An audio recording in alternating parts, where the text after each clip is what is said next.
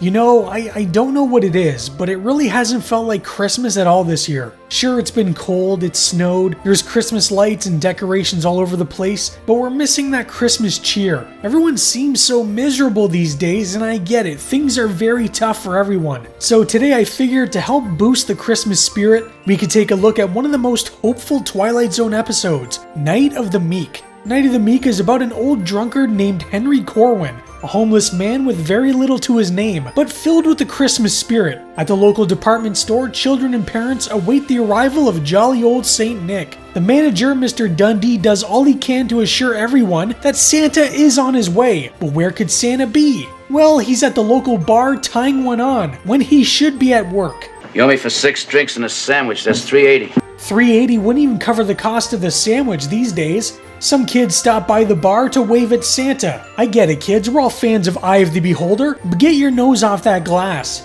I also wonder how they knew Santa was at the bar in the first place. Why isn't there a real Santa Claus for kids like that? What am I supposed to be, some kind of philosopher? Now he's a philosophizer.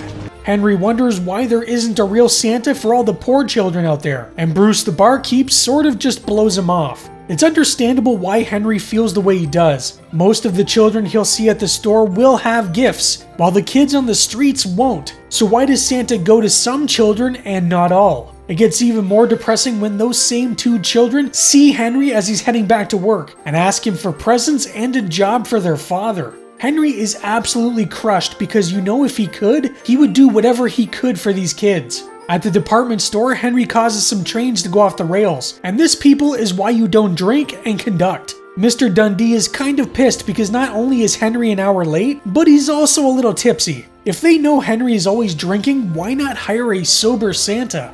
What's your name, little boy? Percival Smithers. Percival Smithers? What the hell kind of name is that? That should count as child abuse. As Percival says, he wants a new front name, which is an odd way of saying first name.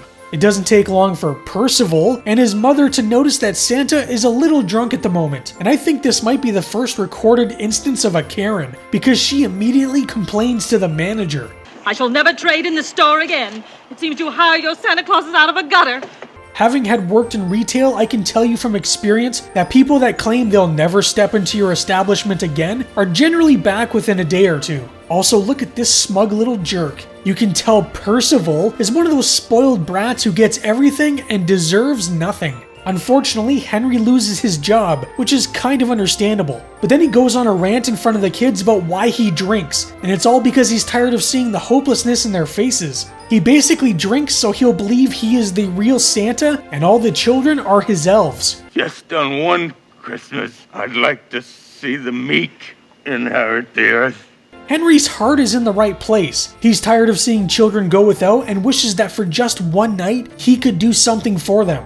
He isn't just fired from his only job, but also locked out of the bar so he can't get even drunker to help numb his pain. Does anyone know why a bar would have its doors locked while people are still inside drinking? It seems like it would be unsafe and a poor way to conduct business, considering that I'm sure more people would want to come inside.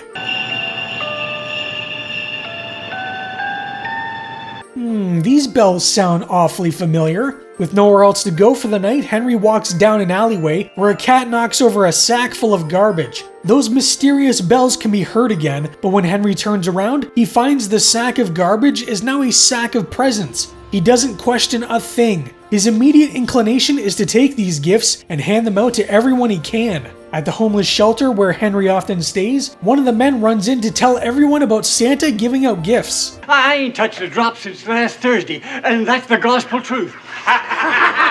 Classic Charlie, we all know he's wasted.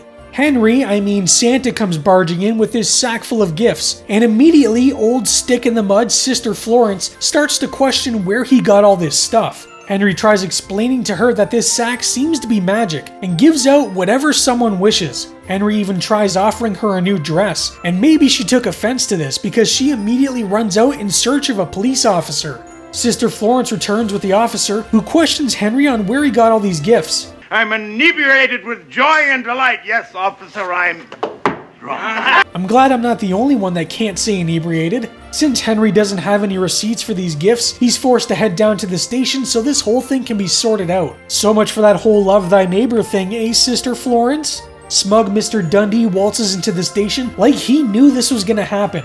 At no point did Mr. Dundee notice merchandise was missing, so how could he assume Henry stole it from him? You suppose he can get as much as 10 years?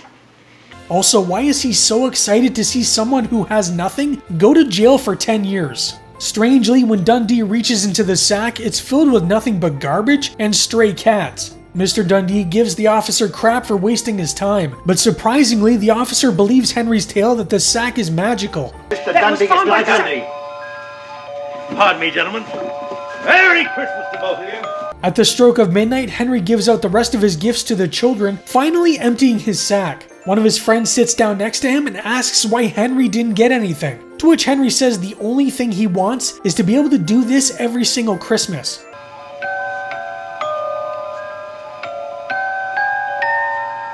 When Henry returns to the alleyway, he finds a sleigh, 8 reindeer, and a tiny elf that calls him Santa. Henry got his wish after all, and now he's become Santa. But does this mean Santa always existed, and Henry just took over the role because of his good nature? Or was Santa something that was just made up, but because of Henry's want to do good for the children of the world, he sort of wished it into existence? It's probably more likely the former. Night of the Meek is something very different from what I usually talk about, but given how things have been lately, I figured everyone could use something a little more uplifting. This is a very hope-filled episode, which is not the usual tone for the Twilight Zone. But Rod Serling had an affinity to Christmas going all the way back to his childhood. Rod was born and raised in a Jewish household, but growing up always begged his father for a Christmas tree. Rod didn't see Christmas for its religious background, but more so for its place in Americana. Lit up Christmas trees, big red Santas, flying reindeer, and gift giving all felt like pieces of what make America, America.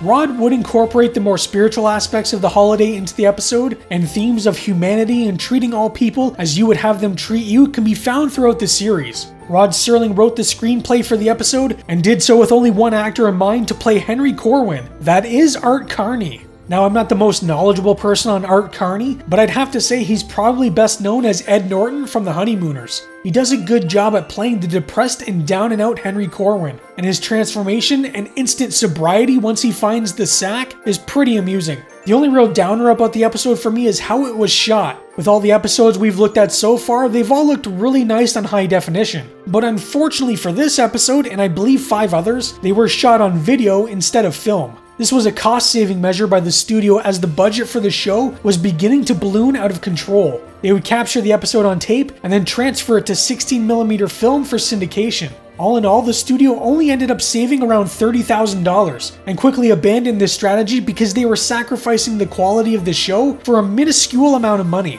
Night of the Meek would be adapted for Rod's book, New Stories from the Twilight Zone, a radio drama, and an updated version would be made for the 1980s Twilight Zone reboot series. And because I'm feeling a little festive, we might as well look at that one as well. It is basically the same story, but in a more contemporary setting, which is funny to say considering it came out 40 years ago. In this updated version, Mr. Dundee would be played by William Atherton, aka Walter Peck from Ghostbusters. And if you're gonna film something in the 80s and you need a jerk, he really is the best choice. Henry Corwin would be played by Richard Mulligan, who's probably best known for his Golden Girls spin-off series Empty Nest. Mr. Dundee once again is upset because Henry has no-showed, while Henry is off drinking his problems away.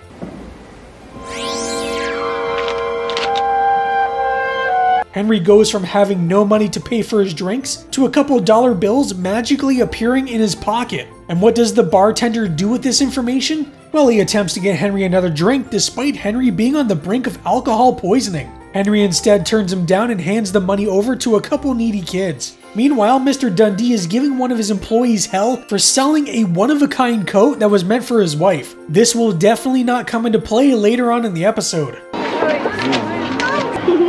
I think Santa's wasted.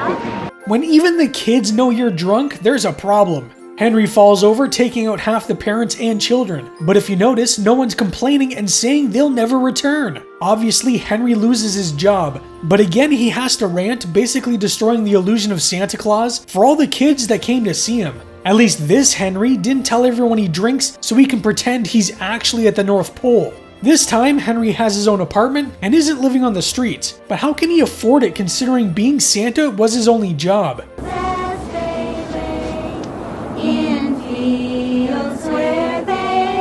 Do people still go around singing Christmas carols? I feel like this is a long-lost tradition that needs to make a comeback. Henry wishes the kids a Merry Christmas and tells them he wishes he had something for them. Maybe they'll want this bag of garbage. When Henry goes outside, it gets eerily quiet. It almost feels like a horror movie for a second. Henry is so distracted by the sounds of bells coming from somewhere when his garbage bag springs to life and out pops a toy ATV. So unlike the original where Henry finds a sack of garbage that turns into toys, this Henry has his very own garbage that turns into toys. At least he has presents for the kids now. Mr. Dundee, who's such a stick in the mud, notices that the poor section of town is suddenly alive with everyone running around and having fun. But if you think Mr. Dundee is about to let poor people enjoy Christmas, you don't know Mr. Dundee.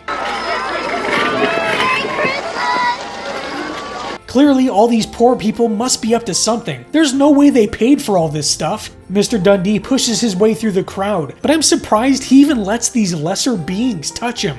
What I'd really like is a new pair of glasses. Ones that make me look better than these make me look. Oh, baby, I don't know that he's gonna have a pair of glasses for you. Sorry, sweetie, I think you're just always gonna be ugly. Mr. Dundee does not like what he's seeing. He knows Henry is a drunk that can't keep a job, so how did he get all this stuff? He's finally seen enough and calls Henry out on where he got all this merchandise. Henry tries telling him about his magical bag of garbage, but Dundee isn't hearing a word of it and immediately leaves to call the police. I don't know how he doesn't believe what Henry is saying. Mr. Dundee literally just watched as he pulled a full jug of warm eggnog from a garbage bag. You can't exactly steal a glass jug of warm eggnog. Mr. Dundee calls the police from a 1980s cell phone that someone was gifted, and he gives her a look like he knows it was stolen. The police arrive on the scene and even they're confused. Poor people with Christmas lights? Isn't it supposed to be dark and depressing here?